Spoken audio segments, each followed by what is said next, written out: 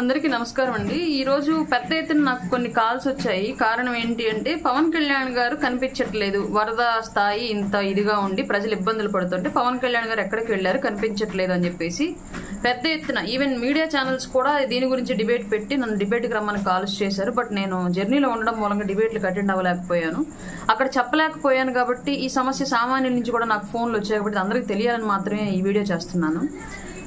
ప్రభుత్వానికి పెద్ద మనకి పార్టీ పరంగా పవన్ కళ్యాణ్ గారు మన పార్టీకి అధ్యక్షుల వారు అలాగే డిప్యూటీ సీఎం గారు అయి ఉండొచ్చు, కానీ ప్రభుత్వానికి పెద్దగా వ్యవహరించే వ్యక్తి గౌరవనీయులైనటువంటి చంద్రబాబు నాయుడు గారు. ఆయన బాధితుల్ని, బాధల్లో ఉన్న వాళ్ళకి భరోసా ఇవ్వడం అవసరం కాబట్టి ఆయన తిరుగుతూ సమీక్ష చేస్తూ జరుగుతున్న స్థానిక పరిస్థితులను తెలుసుకుంటూ సంబంధిత అధికారులకు ఆయన అక్కడి నుంచి ఇన్స్ట్రక్షన్స్ ఇస్తూ ఉన్నారు. అది జరుగుతూ ఉంది. నిన్న పవన్ కళ్యాణ్ గారు పుట్టినరోజు. పవన్ కళ్యాణ్ గారు నేను నిజంగా పార్టీ ఆఫీసులో అందుబాటులో ఉంటే, ప్రజల దగ్గర కనుక వెళ్ళి ఉంటే, మాకు నిన్న కాన్ఫరెన్స్ కాల్ జరిగింది. లిటరల్గా మాకు కాన్ఫరెన్స్ కాల్ జరిగింది. పెద్ద ఎత్తున బర్త్డే సెలబ్రేషన్స్ అనేవి పక్కన పెట్టి కంప్లీట్గా అందుబాటులో ఉన్న ప్రతి కార్యకర్త, వీర మహిళ నాయకులు అందరూ కూడా వరద ప్రభావిత ప్రాంతాల్లో సహాయక చర్యల్లో పాల్గొనండి, అక్కడ ఉన్నటువంటి బాధితులకు ఏం కావాలో అవి మీ శక్తి కొలది మీరు చేయండి, మీ దగ్గర స్తోమత లేని పక్షంలో వేరే వాళ్ళ సపోర్ట్ తీసుకోండి, పార్టీ ఆఫీస్ నుంచి అయినా సరే సపోర్ట్ తీసుకొని వాళ్ళకి సహాయ సహకారాలు చేయండి అని చెప్పేసి క్లియర్గా మాకు ఇచ్చిన ఇన్స్ట్రక్షన్స్.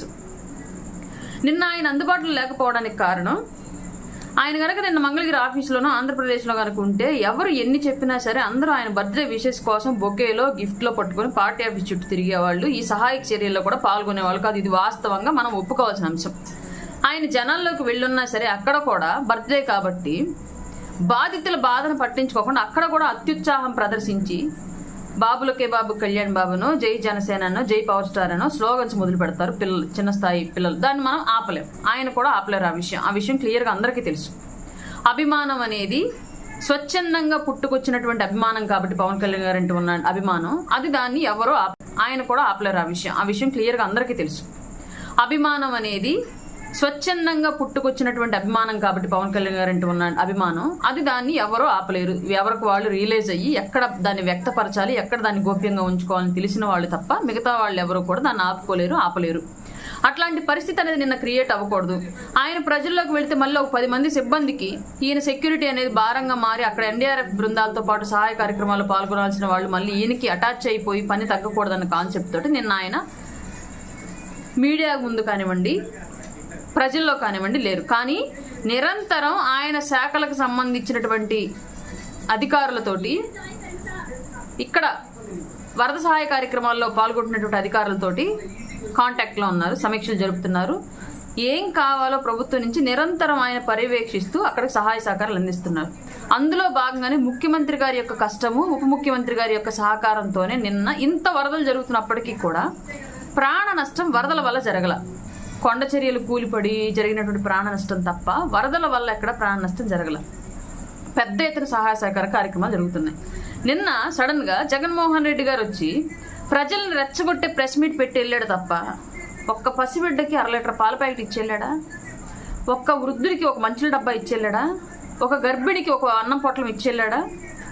బుడమేరుకి గేట్లు ఎత్తారు. బుడమేరుకి గేట్లు ఎక్కడి నుంచి వచ్చాయి తెలియదు. మేబీ జగన్మోహన్ రెడ్డి గారు గవర్నమెంట్లో ₹1,00,00,000 వెచ్చించి దాని మీద ఒక ప్రాజెక్ట్కి వచ్చి దాని గేట్లు ఏమైనా పెట్టారామో, ఆ గేట్లు ఏమైనా ఎత్తారామో మనకు తెలియదు. మాకు తెలిసినంత వరకు లేవు. ఇన్ని జరుగుతూ ఇంత పవన్ కళ్యాణ్ గారు ఇంత స్థాయిలో సహాయ సహకారాలు అందిస్తూ ఆయన నిరంతరము ప్రజల కోసం ఆలోచిస్తూ ఉన్నా సరే ఇంకా ఆయన శంకించడం ఏంటి నాకు అర్థం కాలేదు. ఈరోజు పవన్ కళ్యాణ్ గారు ఈరోజు వచ్చారు.